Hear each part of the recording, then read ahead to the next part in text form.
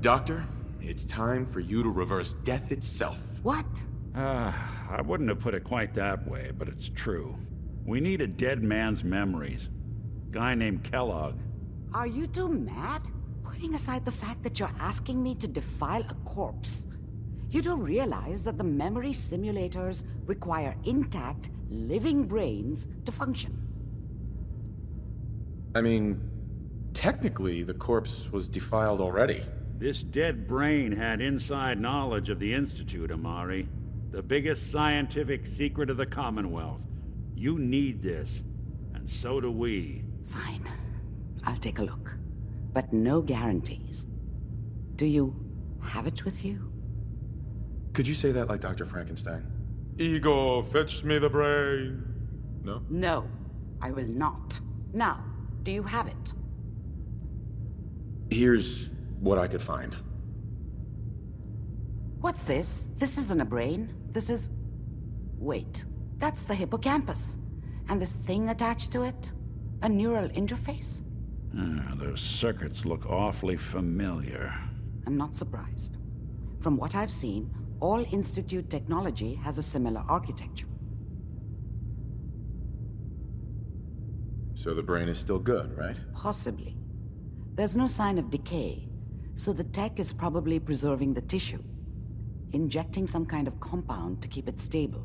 But there's no way to access the memories inside without a compatible port. You're talking about me, right? I'm an old synth. If the Institute built me out of similar parts, we might have an in. There could be long-term side effects. I don't know where to even begin with listing the risks. Don't bother. I don't need to hear them. Plug me in, Doc. We should try plugging you into a toaster next. Fresh toast. It's nice to know that even when I'm about to have a foreign object shoved into my noggin, you find new horrible ways to laugh at my expense.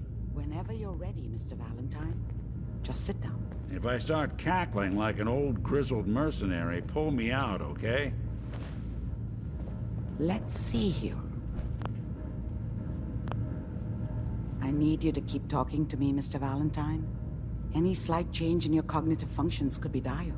Are you feeling any different? There's a lot of flashes. Static. I can't make sense of any of it, Doc. That's what I was afraid of. The mnemonic impressions are encoded. It appears the Institute has one last failsafe. There's a lock on the memories in the implant. Is Nick gonna be okay? Yes, the connections appear to be stable. Hopefully, it'll be as simple as unplugging the implant once we're done. But that doesn't get around the current problem. The memory encryption is too strong for a single mind. But what if we use two? We load both you and Mr. Valentine into the memory loungers. Run your cognitive functions in parallel. He'll act as a host, while your consciousness drives through whatever memories we can find.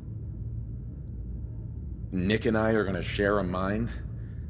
Yeah, I'm not gonna see him in any compromising positions, am I?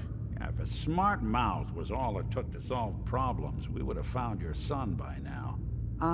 No. You won't have to worry about that. The only memories you'll access are the ones in the implant. All right, let's get started. Just sit down over there, and keep your fingers crossed. See you on the other side. Friends all over, though I'm crying. Slow movements, okay? All I don't know what kind of side effects this procedure might have See a had. few chems in here. No one's ever done this before. How do you feel? But the dreaming.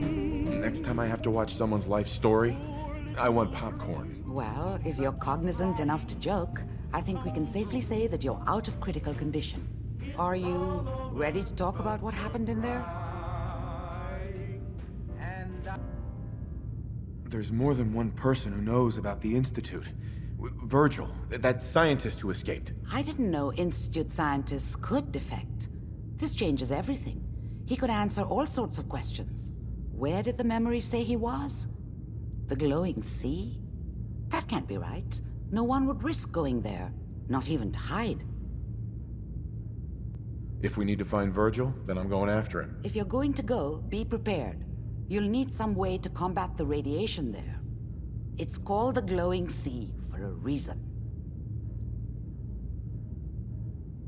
Oh, I'm going in naked.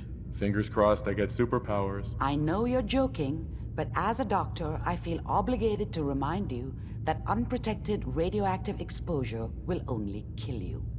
Dead. D-E-A-D. So be sure you find a way to get through there with your life intact. And good luck. By the way, I unplugged Mr. Valentine first. Removed the implant while you were waking up. He's waiting for you upstairs.